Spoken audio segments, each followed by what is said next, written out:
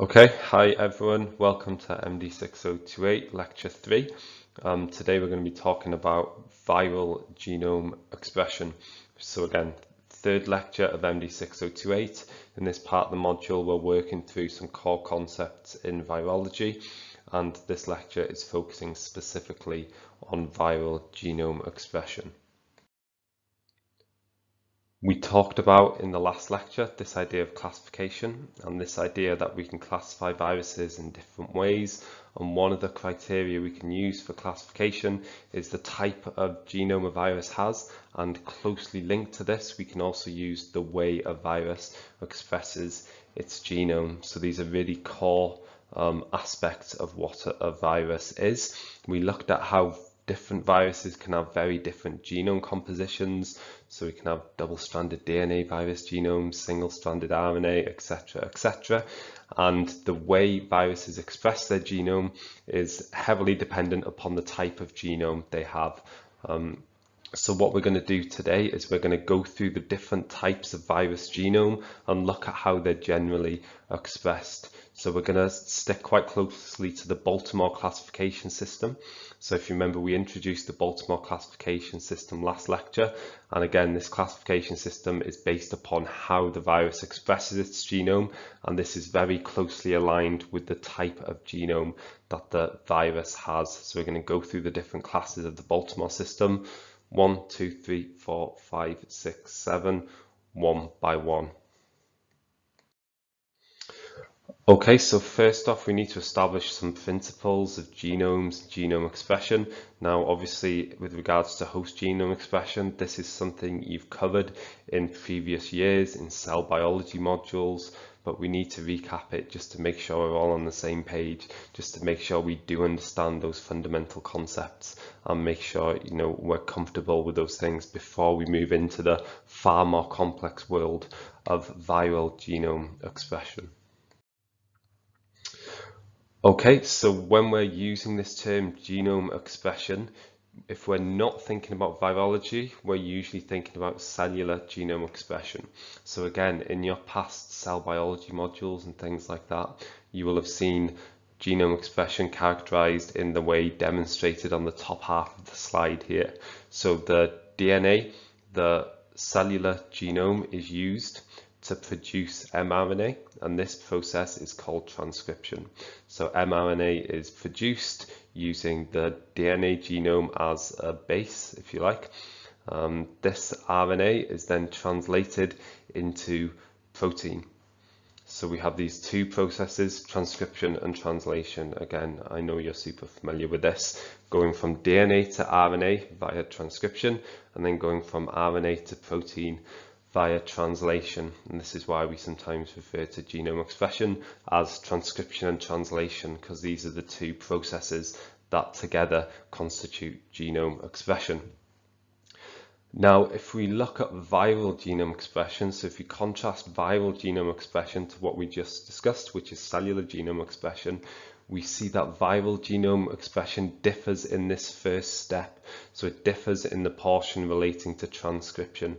And the reason it differs is because, as we've said, different viruses can have very, very different genomes. So their genomes can be double-stranded DNA or single-stranded DNA or single-stranded RNA, and single-stranded RNA comes in different forms as well.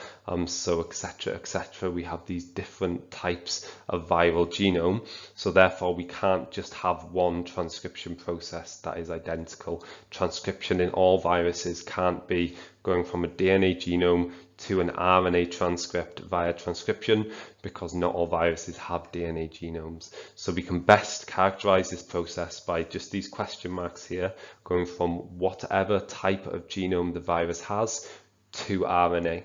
And this is a crucial part. Even though different viruses have different genome formats, so their genomes can be again RNA or DNA, etc., etc., all viruses transcribe into RNA. So they all engage in some process that is analogous to cellular transcription. So transcription occurs and it produces RNA, but the details of the process are different because the virus isn't necessarily going from a DNA template to mRNA. The template can be a range of different things, like we've said. So this process of transcription differs from viruses to cells. However, the end product is the same. The end product is RNA. Okay, and then if we look at the second stage of genome expression, so we look at this translation, we see that for viruses and host cells, the process is exactly the same. It's exactly the same because viruses are using host cell enzymes here. They're using the ribosomes. Okay, so we can see the difference is in the first half. The difference is in this transcription, and this is so the technical difference is that we're going from a different template to RNA, but we're still getting RNA produced, and then this RNA is being translated into protein. So translation is the same, transcription is different. Of course, this doesn't mean that transcription is always different from host cell transcription, because we know there are some double-stranded DNA viruses. So if we have a double-stranded DNA virus, then the top process applies, right? Because we're going from a DNA template to RNA and then to protein. But we have this question mark here because the process can be different. There's various different processes that can occur for transcription in viral genome expression. And again, we can see translation is the same, because whether we're talking about viral genome expression or host cell genome expression, we are going from an mRNA transcript to protein.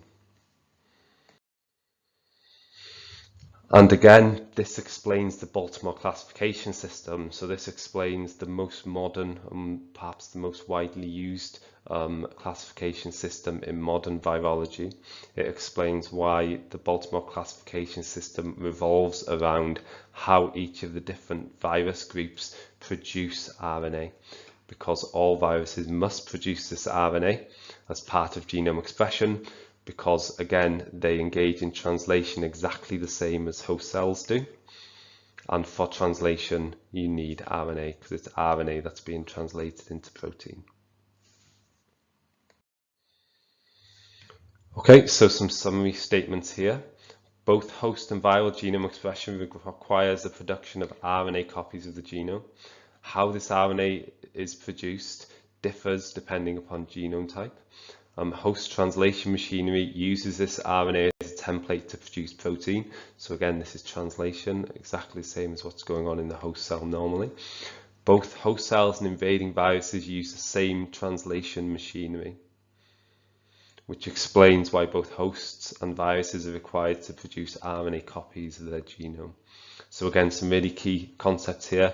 Hopefully they're clear, and hopefully it's also clear that why, to understand viral genome expression, we now need to look at each of the different groups of viruses and understand how they go from their own genome to producing RNA copies.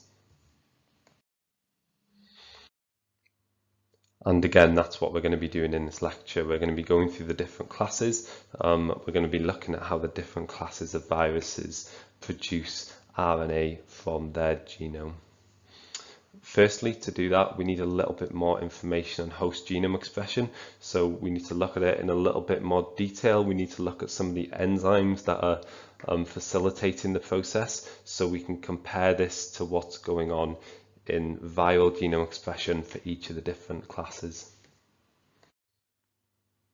And again, this is the process that we're talking about. We're talking about the host cell genome, which is double-stranded DNA, being used in the process of transcription to produce an mRNA transcript. This is the part of genome expression we care about, because again, this is the part of genome expression that differs significantly between the host and the virus. So we need to understand exactly what's going on in the host, so then we can use this as a point of comparison to understand how the different classes of viruses engage with the process. Okay, so again, this is exactly what's going on in the host cell. What's happening is RNA is being produced. When we're talking about RNA, we're considering RNA to be a polymer of ribonucleotides. So again, RNA isn't just a vague thing that exists in cells. RNA is a polymer, so poly meaning many things, polymer meaning many things linked together, a polymer of ribonucleotides that are added one by one to make this chain, and this chain is defined as a nucleic acid. Again, it's RNA, so it's ribonucleotides that are added, not deoxyribonucleotides. We're not talking about DNA. There's a specific enzyme that's doing this. This enzyme is a polymerase, so poly again meaning many, A's suffix meaning an enzyme. So polymerase is an enzyme that adds things together, that produces a polymer. And we refer specifically to this polymerase as RNA polymerase because it is again polymerizing these ribonucleotides, and this is how it is creating RNA. So now if we want to think about how viruses engage in this process, so how viruses produce RNA in the host cell, we can ask, do they use this host RNA polymerase? Can they just use this enzyme that is already present in the host cell and that is specialized to produce RNA? The answer is sometimes they can and sometimes they can't, and it depends upon the genome of the virus. So this RNA polymerase enzyme is what we call template dependent. So this RNA polymerase that is present in host cells can only use a DNA template. So it is specialized to produce RNA from DNA, which is again how transcription occurs in a host cell. However, as we know, a lot of viruses don't have double-stranded DNA genomes, and therefore these viruses can't use the host cell RNA polymerase. So viruses that do have a double-stranded DNA genome can use this host cell RNA polymerase. However, viruses that don't have a double-stranded DNA genome can't use this RNA polymerase. They can't just directly enter into the cell and transcribe their genome because, again, the host cell RNA polymerase is template dependent and it can only use a DNA template. And this idea is reiterated here, where we say that RNA polymerases are template dependent. So there are a range of different RNA polymerases that exist, and we'll see some of these later in the lecture, and all of these are dependent upon a template. For the host cell RNA polymerase, this template is DNA. So we refer to the host cell RNA polymerase as being a DNA dependent RNA polymerase. It's an RNA polymerase because it produces RNA, it polymerases ribonucleotides, and it's DNA dependent because it can only engage in this process when it has a DNA template to use as, again, a template, so it knows which order to add the ribonucleotides in to create RNA. Now, it makes sense that these polymerases need a template for that exact reason. So RNA polymerases are adding ribonucleotides together. For the RNA polymerase to know which order to add these ribonucleotides together in, they need a template. So they need to get that information from somewhere, and different RNA polymerases have evolved a specificity for different templates. And again, the RNA polymerase in host cells that is responsible for transcribing the host cell genome has understandably developed a specificity for DNA template. Therefore, if a virus has an RNA genome, it can't simply utilize the host cell RNA polymerase because, again, the host cell RNA polymerase is DNA dependent. It can only progress along DNA to produce RNA. So again, this is the process we're talking about, transcription in host cells, and it's facilitated by a DNA dependent RNA polymerase. And therefore this is not an appropriate enzyme for RNA viruses to use because RNA viruses have an RNA genome, and a DNA dependent RNA polymerase can't use an RNA template. Again, it's DNA dependent. Okay, so that's a bit more information on host genome expression, and also it's an introduction to why viral genome expression in terms of the transcription portion has to be different to host cell transcription, so to this part of host cell genome expression, because again, viral genomes are often not composed of double-stranded DNA, though as we know some are, many aren't, and therefore they can't just engage in the process in exactly the same way as host cells engage in it. And what we want to do now, again, is look through the different groups of viruses. So look at the different viral genomes that exist and explore how viruses with these genomes actually use those genomes to produce RNA, which can then be translated into protein. First off, we want to talk about the class 1 on the Baltimore classification system, and these are the double-stranded DNA viruses. As you may have guessed, these are the simplest group when we're trying to understand how genome expression occurs. The reason they are the simplest group is because double-stranded DNA viruses have their genome in exactly the same format as the host cell genome. They have a double-stranded DNA genome, as the name obviously shows, and therefore they are able to use the enzyme that we were just talking about. They are able to use the DNA-dependent RNA polymerase that the host cell uses in transcription. So a double-stranded DNA virus can enter into the host cell, and straight away its genome can be transcribed into RNA using the DNA-dependent RNA polymerase that is already functional in the host cell. The RNA that is produced can then be translated into protein, again by host cell machinery, because we know translation is always the same in the host cell as it is in the viral process. So translation is the same across viruses and host cells.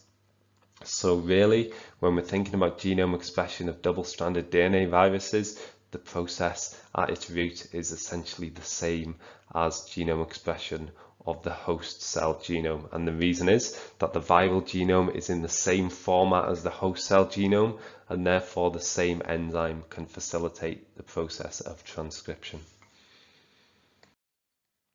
Okay, so that's the nice easy one. Next up, we have single-stranded DNA. So this is the second class on the Baltimore system, so class 2 viruses. And if we look at this graphic we've been using to represent the Baltimore classification system, we see that for this virus to produce RNA, it has to go via a double-stranded DNA intermediate. That's what the light green box on the arrow means. So the virus goes from a single-stranded DNA genome via a double-stranded DNA intermediate to produce RNA, and we'll look at what that means now. So what essentially happens is when a virus with a single-stranded DNA genome enters into a host cell, the single-stranded DNA genome is repaired into a double-stranded DNA genome by host cell repair mechanisms. These host cell repair mechanisms are a normal part of the cell. They're designed, or they've evolved, we should say, to detect damage to the host cell genome. So the host cell genome is normally double-stranded. If there's ever single-stranded DNA, it indicates there's been some damage that needs to be repaired. And what repair looks like in this context is using the single strand to produce another strand, and therefore ensuring there is double-stranded DNA and the damage is therefore repaired. Again, single-stranded DNA viruses have a single-stranded DNA genome, so when that genome enters into the cell, it is mistaken for damaged host cell genomic material, and it is repaired into double-stranded DNA. So single-stranded DNA genomes of these viruses are turned into double-stranded DNA, and then this double-stranded DNA can essentially be transcribed in exactly the same way as the genomes of double-stranded DNA viruses. So once the single-stranded DNA genome of these viruses has been turned into double-stranded DNA, this double-stranded DNA can be transcribed into RNA by the DNA-dependent RNA polymerase that we were talking about earlier. And then this RNA that is produced can be translated into protein, again, just by the normal process that occurs in the cell. So essentially, the process of genome expression for single-stranded DNA viruses is exactly the same as the process for double-stranded DNA viruses, except for single-stranded DNA viruses, there is this initial repair stage where the single-stranded DNA genome is converted into double-stranded DNA by host cell repair mechanisms. Okay, so again, double-stranded DNA viruses covered first, the most straightforward. Single-stranded DNA viruses were covered second, slightly more complex because there's this additional step, but ultimately, hopefully it was clear and it's not much more complicated than double-stranded DNA virus genome expression once we understand the key steps. And now we want to understand RNA viruses. So we have these three principal groups of RNA viruses, and we're kind of ignoring groups 6 and 7 for now because they're so unique. We're going to talk about them later.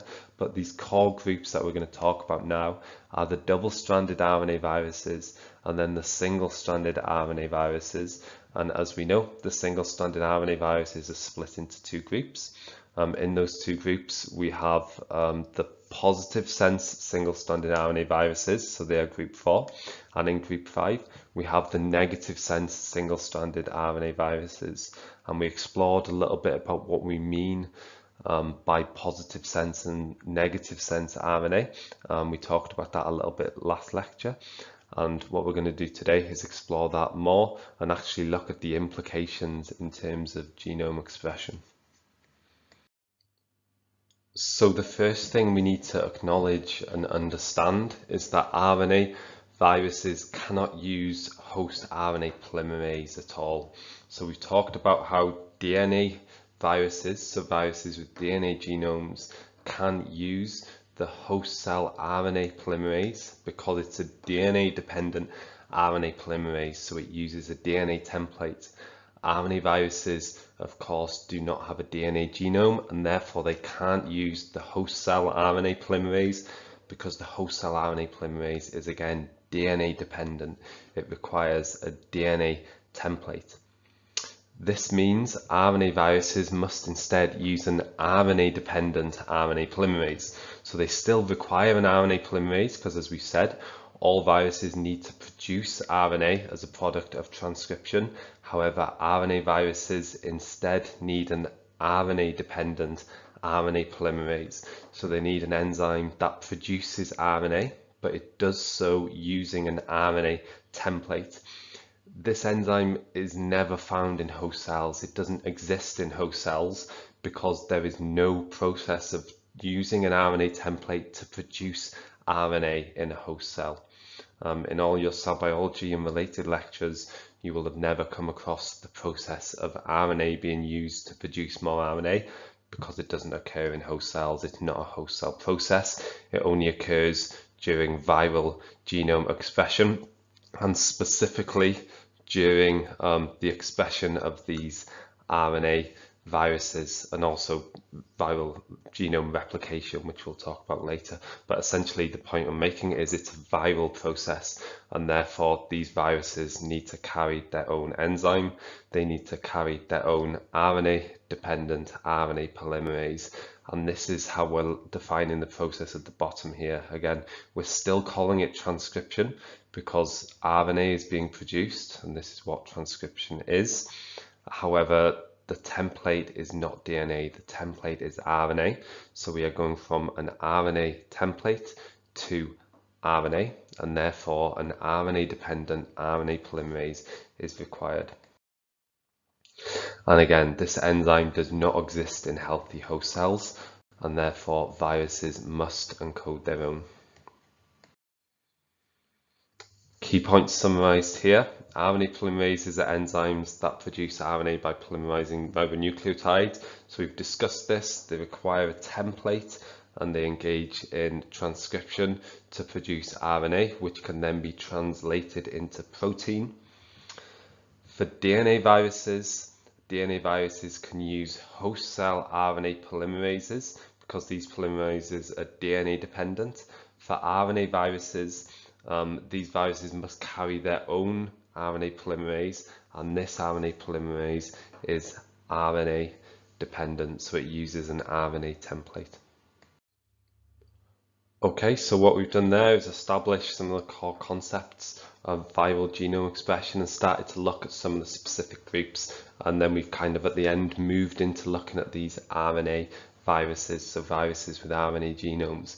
And we've talked about this idea that RNA viruses, they just need to carry their own RNA dependent RNA polymerase, and we've explored why that's the case. However, it gets a little bit more complicated because, as we're aware, when we're thinking about class 4 and class 5, we're discussing single-stranded RNA viruses that have a genome that exists in a specific polarity. So their genome is either encoding or template. And that means their genome either directly encodes the information that determines amino acid sequence down the line, or it instead encodes a base sequence that is complementary to the encoding sequence. And this heavily impacts how the virus engages in genome expression process. So genome expression is different for negative sense single-stranded RNA viruses compared to positive sense single-stranded RNA viruses. That being said, both of these groups still use the same enzyme that we've introduced because they're still RNA viruses, so they still require an RNA-dependent RNA polymerase to produce transcripts. It's just the details of how this process occurs differ slightly. So we're going to go through these two groups now and look at exactly what's going on, and you'll recognize the same enzyme is there, the RNA-dependent RNA polymerase. However, the details of the process are slightly different between the two groups, and why these differences exist should be clear once we talk through them. And again, we look at a bit more of the nature of these positive sense and negative sense single-stranded RNA viruses. Okay, so again, just a bit more context. We're talking about class 4 and class 5 on the Baltimore classification system. And if we're thinking about the phenotypic system, we can see these classifications line up very well with the system. So we can see both these classifications are obviously in the RNA virus arm, and the negative sense single-stranded RNA viruses are in their own portion here. The positive sense are in their own portion here, so on this extended arm of the RNA virus group. However, you'll see it's a little bit complex here, and what I'm trying to point out is that there is one group of positive sense single-stranded RNA viruses that are not grouped with the other positive sense single-stranded RNA viruses on the Baltimore classification system. So we can see Retroviridae, this is a viral family, and we can see on the phenotypic system, this group is obviously grouped with all the other positive sense single-stranded RNA viruses. However, in the Baltimore classification system, it is grouped separately. So the family Retroviridae is grouped in group 6. So separate from all the other positive sense single-stranded RNA viruses. The reason is because this group, or this family, we should say Retroviridae, engages in the process slightly differently to what we're going to talk about now. So there's a clear pattern, a clear established way in which most positive sense single-stranded RNA viruses express their genome, and that's what we're going to talk about now for group 4. However, be aware that retroviruses engage in a different way. If you've heard about reverse transcription, you may understand that retroviruses engage in reverse transcription, and that's why they're in group 6. So group 6 is single-stranded RNA viruses that engage in reverse transcription. So just so you can be aware, there's this family of single-stranded RNA viruses that don't fit with the other single-stranded RNA viruses, but all the others fit into the group you would expect them to. The positive sense single-stranded RNA viruses in group 4 and the negative sense single-stranded RNA viruses in group 5. We are going to talk about group 6 and 7, but we'll do that at a later point because we want to get the core information out of the way and established and understood first. So a brief recap of what we mean by positive sense and negative sense. When we're talking about positive sense, we're talking about the encoding strand, the strand that directly determines the order of amino acids in the protein that will be produced by translation. When we talk about the negative sense strand, we're talking about the strand that is complementary to what would be the encoding strand. So it doesn't directly contain the order that will determine the amino acid order. It's just complementary to that information. And what that means is a positive sense strand can directly be translated into protein, but a negative sense strand cannot be directly translated into protein because a negative sense strand doesn't contain the amino acid order. It contains the complementary information. So a negative sense strand must first be used to produce a positive sense strand that is complementary, and then this positive sense strand can be translated into protein because again the positive sense strand contains the information necessary. It determines the amino acid order. Really important point there, this idea that positive sense single-stranded RNA, so encoding strands, can be directly translated into protein, but negative sense can't. Negative sense strands need to first be used to produce a complementary positive strand, and then this positive strand can be translated into protein. And again, just to clarify what we mean by encoding and template, when we're thinking about these concepts, it's easiest to think about host cell genome expression. So again, we're really familiar with host cell genome expression. So we want to compare a lot of these viral processes to host cell processes because again, this is an established process in our mind. And if we think about which of the double-stranded DNA strands in the host cell genome are encoding and template, so positive and negative, then the process should make a bit more sense, this idea of positive and negative strand. So in the host cell, we have our double-stranded DNA genome here, and one strand is positive sense, one strand is negative sense. Now it's the positive strand upon which the DNA-dependent RNA polymerase progresses and obtains the information to polymerase ribonucleotides into RNA. And then this RNA is itself positive strand because it contains the same information as the positive strand of DNA. And then this positive strand of RNA can then be directly translated into protein. So the negative strand of DNA, which is complementary to the positive strand, is not used to produce RNA. Because if it were used, then the RNA produced would be negative strand, and the negative strand is essentially nonsensical in terms of amino acid order. It doesn't determine the amino acid order, it's just complementary to the positive strand. Okay, so if the negative strand were used to produce RNA, the RNA would be negative strand, and this negative strand could not be translated into an effective protein because the amino acid order wouldn't be right. It would just be a jumble, it would be a random mix of amino acids. Okay, so hopefully this is clear. Again, when we're looking at the double-stranded DNA genome, only one strand contains the information that directly determines amino acid order. This is the encoding or positive strand.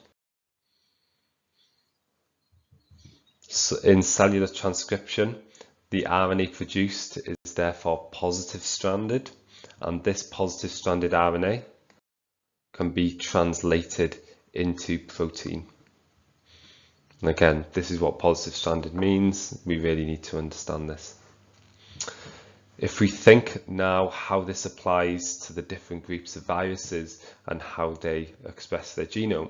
So what we're going to do is apply this information to positive sense single-stranded RNA viruses and also to negative sense single-stranded RNA viruses. And we'll start off by thinking about positive sense. So we'll start off thinking about class 4. So again, the viral genome is a strand of positive sense single-stranded RNA. So how is this RNA translated when it enters into the cell? So what process is actually going to be occurring? Again, we're starting off with positive sense single-stranded RNA. Firstly, this positive sense single-stranded RNA can just be directly translated into protein. Simplest thing. Really, really simple. Again, as we've said, positive sense single-stranded RNA, it's positive sense, so it determines the amino acid order, and it's RNA, and as we know, the process of translation is just RNA being used to produce protein. So for these viruses, the genome can be directly translated into protein. So as soon as the virus enters into a host cell, the genome can be translated into protein because again, the genome is positive sense single-stranded RNA, and we know translation again is using a positive sense single-stranded RNA template to produce protein. The problem, however, is that for these viruses to sustain a large amount of protein production, so for these viruses to continually express their genome and to produce more and more protein, they are required to produce copies of their genome. So they are required to produce more copies of the positive sense single-stranded RNA genome, which can then be continually translated into protein, and you get more and more protein made, and then more and more virus particles can be made. So if the virus wants to up the level of protein production, it needs to produce copies of the viral genome. And there's a strategy in place for these viruses to do that. First, what happens is the positive sense single-stranded RNA genome is used by RNA-dependent RNA polymerase, the enzyme that you'll be familiar with. It uses an RNA template to produce more RNA. And this RNA-dependent RNA polymerase progresses along the positive sense genome and produces complementary negative sense copies. So it produces large numbers of negative sense copies. Then the RNA-dependent RNA polymerase will progress along each of these negative sense copies and produce more and more positive sense copies. And this is how template dependency works. When one of these template dependent polymerases progresses along a single strand, it produces a complementary strand. So we're starting with a positive sense strand. The RNA-dependent polymerase is progressing along and producing a negative strand. Then it'll be progressing along again and producing more positive strands. And this is how the process results in more and more positive strands being produced. And this is what that looks like. We're starting off with a positive sense single-stranded RNA. RNA-dependent RNA polymerase is using this as a template, really, to produce copies of negative sense single-stranded RNA. Then these multiple negative sense single-stranded RNA copies are then used by the same enzyme to produce multiple positive sense single-stranded RNA copies. And in each of these processes, you can almost imagine you start off with one strand. So in the first step, you start off the positive strand, then the RNA polymerase is progressing along it and producing the negative strand. Then the RNA polymerase is progressing along the negative strand to produce more positive strands. So the enzyme is the same in both processes, and the end result is large amounts of positive sense single-stranded RNA being produced. And these copies can then be translated into protein, and by this mechanism there are huge amounts of protein being produced. Okay, so hopefully that's clear. It's a complex process, but all the steps we've walked through quite clearly, hopefully. We've got the background information there. We understand the polarity of the strands. We understand the enzyme being used, and we understand the processes of transcription and translation. So hopefully this is all clear. And again, we're talking about class 4 on the Baltimore classification system. And if we go back to this diagram we use when discussing class 4, we'll see there's this intermediate, which is negative single-stranded RNA. So for positive single-stranded RNA viruses to produce RNA, so for them to transcribe, they go via a negative sense single-stranded RNA intermediate. And this is why, this is the process that we've been through. So if they're going from a positive sense single-stranded RNA to a complementary negative sense single-stranded RNA, and then this negative sense RNA is being used to produce more and more positive sense single-stranded RNA, which is again essentially mRNA. And that's why the diagram looks like this. This is why the class 4 viruses are represented with this negative sense single-stranded RNA intermediate.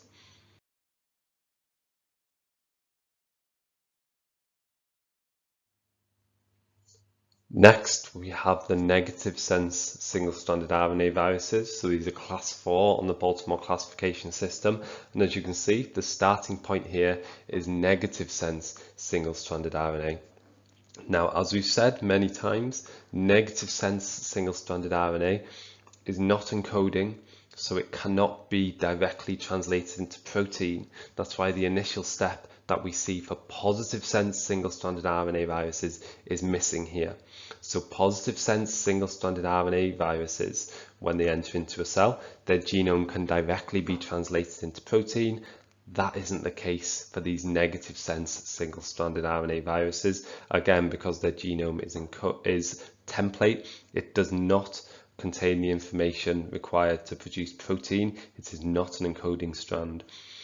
The first stage, when a negative sense single-stranded RNA virus expresses its genome, is therefore for positive sense single-stranded RNA copies to be produced from the negative sense single-stranded RNA genome.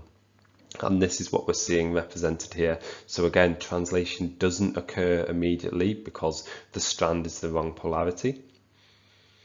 What instead happens is RNA-dependent RNA polymerase, again the same enzyme that we've talked about, progresses along the RNA genome, so progresses along the negative sense RNA strand and produces a complementary positive sense strand, because this is how it works, remember. Whenever a polymerase is progressing along a particular strand, it produces the complementary strand. And we can see that here. We can see the negative sense being used to produce the positive sense, and the enzyme is RNA-dependent RNA polymerase. This positive sense strand can then be directly translated into protein because, again, it's encoding. It's positive sense, so it contains the information necessary to produce protein, so it can be translated. And this process can go over and over and over and over again.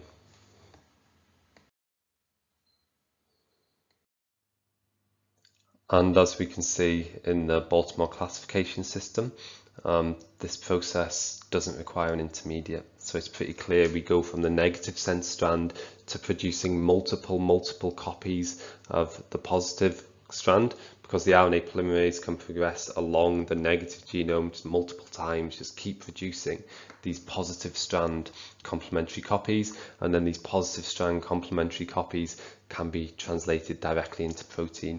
And again, this is why if we look at class 5 on the Baltimore classification, which is what we're referring to here, we're referring to the negative sense single-stranded RNA viruses, we see there is no intermediate, because unlike the positive sense single-stranded RNA viruses, no intermediate is necessary. The viral genome can be used to produce positive sense single-stranded RNA directly, and this can then be translated into protein.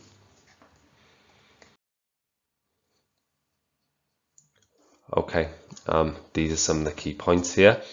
So in terms of positive and negative sense single-stranded RNA viruses, hopefully it's clear why for class 4 viruses, so the positive sense viruses, there is an intermediate needed, and there's an intermediate shown on the classification system.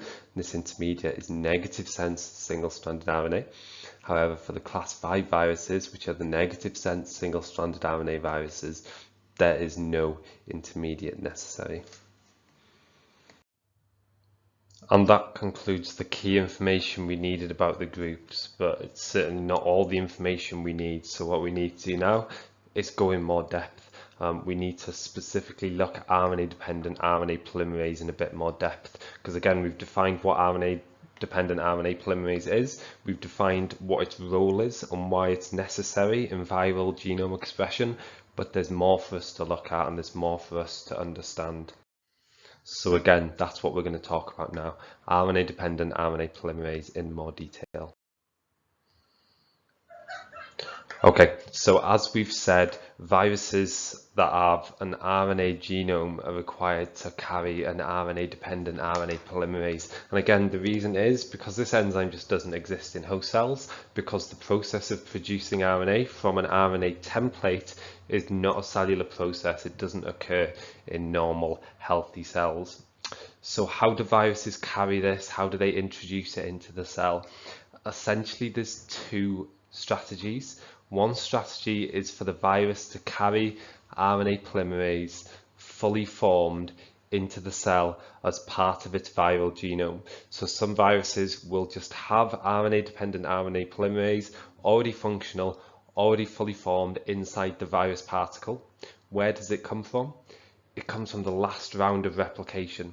So when a virus is in a cell, it's replicating, it's producing virus copies. As part of the process, it is including RNA-dependent RNA polymerase that the virus itself has made in these new virus particles. So when the new virus particles leave the cell, they have RNA-dependent RNA polymerase inside the virus particle, and therefore when these virus particles enter into a new cell, they already have RNA-dependent RNA polymerase, and this enzyme can get to work. There's another strategy, however, and some viruses do not carry fully formed RNA-dependent RNA polymerase inside the virus particle. Instead, they just encode it in their genome. So obviously all these viruses have to encode RNA-dependent RNA polymerase in their genome to make it at some point. But the difference is some viruses will also carry fully formed RNA-dependent RNA polymerase that they gathered up in the last round of viral replication. And these are the viruses that can then enter into a new host cell and immediately begin this function that involves RNA-dependent RNA polymerase. Now we can actually tie this back to the Baltimore classification system, because whether or not an RNA virus carries RNA-dependent RNA polymerase fully formed in the virus particle depends upon whether or not it's a positive sense single-stranded RNA virus or a negative sense single-stranded RNA virus. So we're talking about the single-stranded RNA viruses here, and we're thinking about whether or not they're positive sense or negative sense, and this inherently impacts whether or not they need to carry an RNA-dependent RNA polymerase fully formed, and hopefully we're going to now understand why this is the case.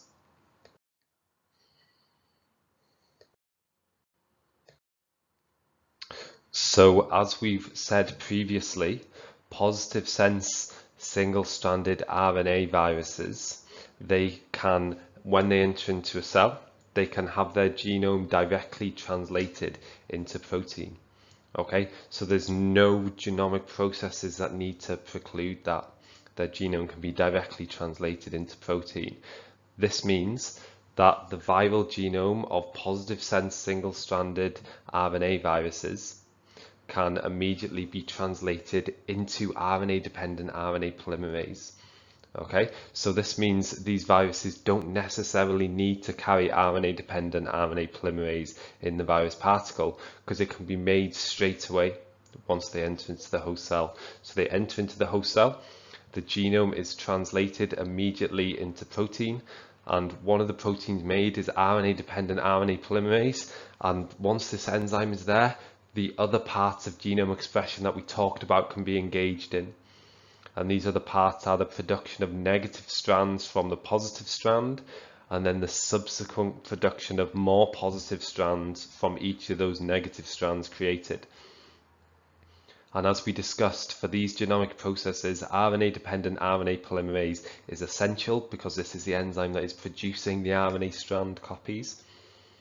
And the way this is created is direct translation of the viral genome, because for these viruses, the viral genome is positive sense single-stranded RNA, which can be translated into protein. And again, we can summarize that here. Positive single-stranded RNA viruses are not required to carry their own RNA-dependent RNA polymerase because their genome can be directly translated. Again, these viruses don't need fully formed RNA-dependent RNA polymerase because the RNA-dependent RNA polymerase that is encoded in their genome is created as soon as they enter into the cell from this process of translation.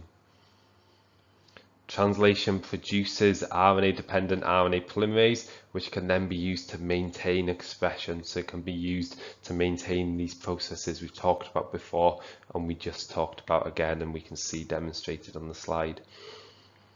And replication as well, but we'll talk about replication later.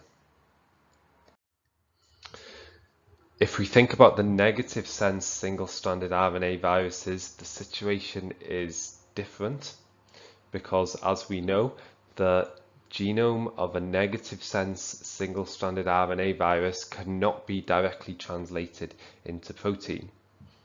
What needs to happen for genome expression of the genome for these viruses is the negative sense genome must first be used to produce positive sense copies.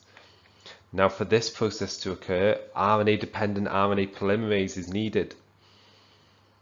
And this is where the crux of the issue is, because these viruses have to carry RNA-dependent RNA polymerase in the virus particle. Otherwise, they can't produce positive strands, which means they can't produce any protein because no translation can occur. So these negative sense single-stranded RNA viruses, they have to carry RNA-dependent RNA polymerase, because the RNA-dependent RNA polymerase that is encoded in their genome, so the gene for RNA-dependent RNA polymerase, can't be translated as soon as they enter into cells. So the only way they can engage in gene expression at all is if they already have an RNA-dependent RNA polymerase in the virus particle.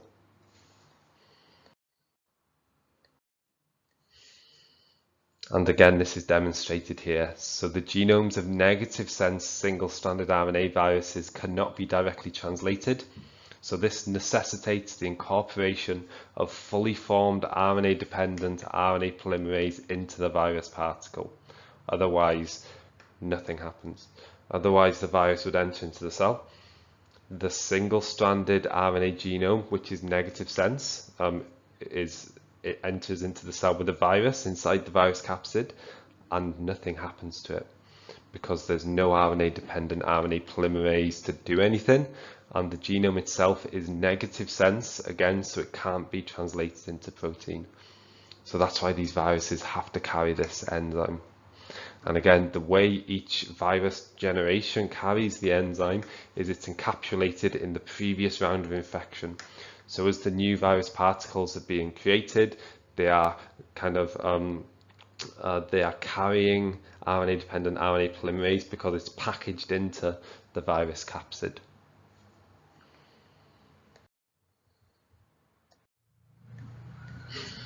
So really important concepts there. Again, we've worked through them at a steady pace, so hopefully it's clear. If anything isn't clear, really encourage you to go back through the slides and or ask questions in the tutorial, and hopefully we'll be able to make sure everything makes complete sense. Okay, and now we want to discuss Group 6 and Group 7 on the Baltimore classification system. Now, Group 6 and Group 7 are distinct from the other groups because they engage in the process we define as reverse transcription. So you'll see at the top of the classification where the type of the genome is described. For Group 6, the genome is single-stranded RNA. However, we also see RT, which stands for reverse transcription or reverse transcriptase. So members of Group 6 have a single-stranded RNA genome. However, they don't fit into Class 4 or Class 5 because, again, they engage in reverse transcription. Members of Class 7, Group 7, they have a double-stranded DNA genome. However, they don't fit into Class 1 because they have a reverse transcriptase enzyme. Again, they engage in this process called reverse transcription, and this is why we group them separately. Okay, and this is the process we want to define now. There's a huge amount to say about reverse transcription, but what we at least want to do is define it and make sure we understand what we're talking about when we refer to it. Very clear, concise definition here, which I will just read through. So reverse transcription is the process by which DNA is produced from an RNA template. So this is a new genomic process that we haven't talked about before. It's not a host cell process, so never in a host cell is DNA produced from RNA. It just doesn't occur. In host cell transcription, the opposite occurs. RNA is produced from a DNA template, but never is DNA produced from an RNA template.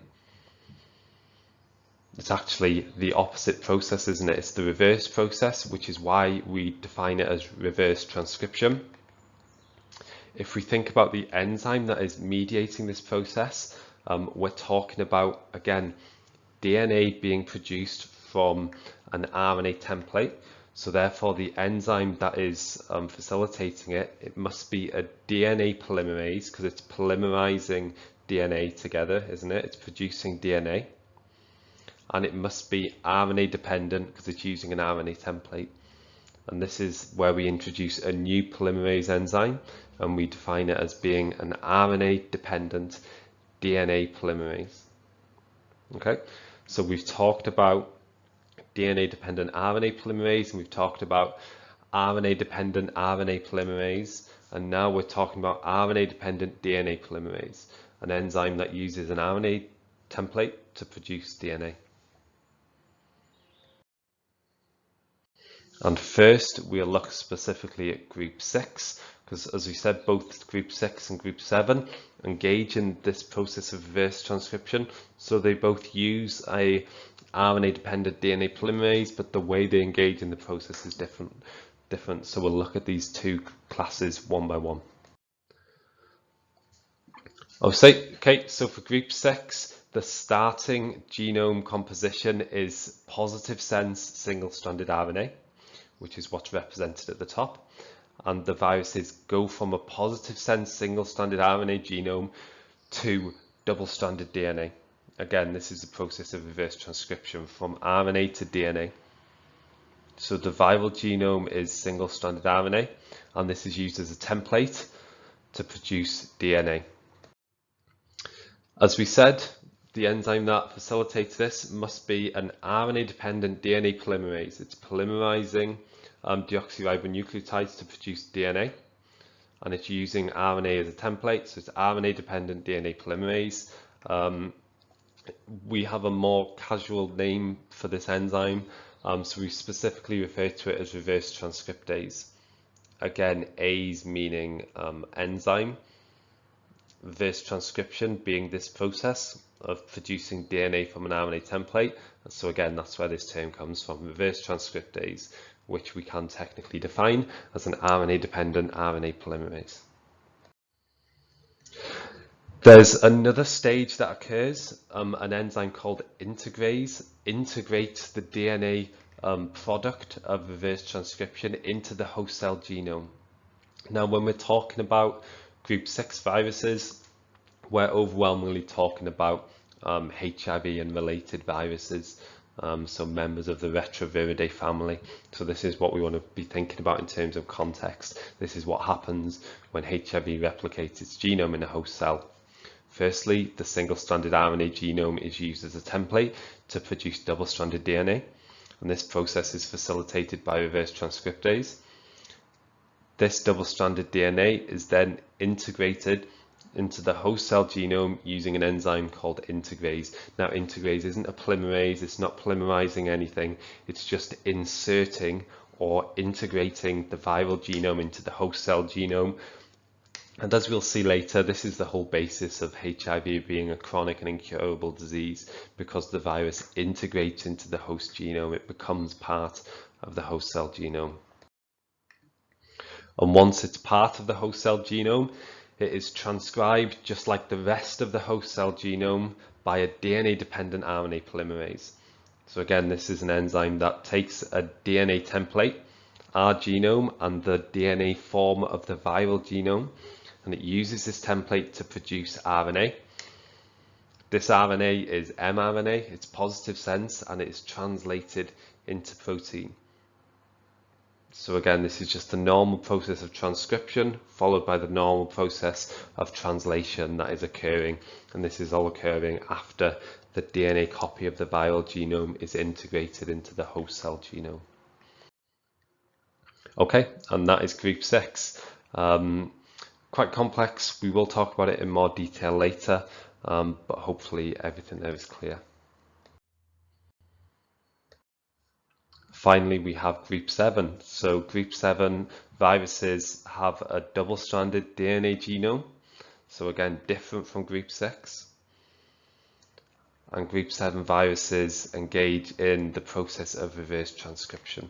So they differ from class 1 because they engage in reverse transcription. So even though class 1 and class 7 viruses both have double-stranded DNA genomes, Class 7 differs because it engages in reverse transcription.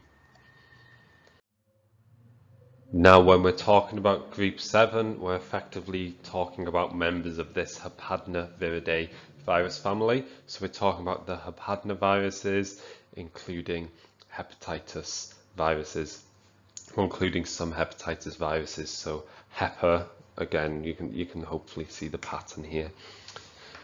You can see the genome of these viruses on the left here. It's what we call a gapped genome. So even though it is a double-stranded DNA genome, it has this gap where a portion of the genome is single-stranded. So it's a gapped double-stranded DNA genome. Preceding replication or expression, the genome would be repaired. So once it enters into the host cell repair mechanisms turn this into a full double-stranded DNA genome. Again, it's kind of analogous to what happens to the single-stranded DNA viruses. So viruses with a single-stranded DNA genome will actually have their genome repaired into double-stranded DNA by the host cell repair mechanisms. Okay, so what actually happens to group 7 viruses once this repair has occurred? So first off, there is just transcription. So normal transcription, a DNA-dependent RNA polymerase takes the double-stranded DNA template, so the double-stranded DNA genome, and uses it to produce positive sense single-stranded RNA transcripts. And again, of course, this is facilitated by a DNA-dependent RNA polymerase, because we're using a DNA template to produce RNA. These RNA transcripts then circularize, so they form in circles and then moved into the cytoplasm. Once in the cytoplasm, these circularized transcripts are either converted back into DNA, so we're getting the opposite process occurring, okay, and this is facilitated by an RNA-dependent DNA polymerase, because it is an RNA template being used to produce DNA. And that's one of the possible outcomes for these circularized transcripts, but the circularized transcripts can also be directly translated into protein, because again, it's positive sense single-stranded RNA here. So this direct translation can occur. The direct translation, as you said, results in protein. So this is a really important part of the life cycle of these viruses, because they need to produce protein. This is what genome expression is.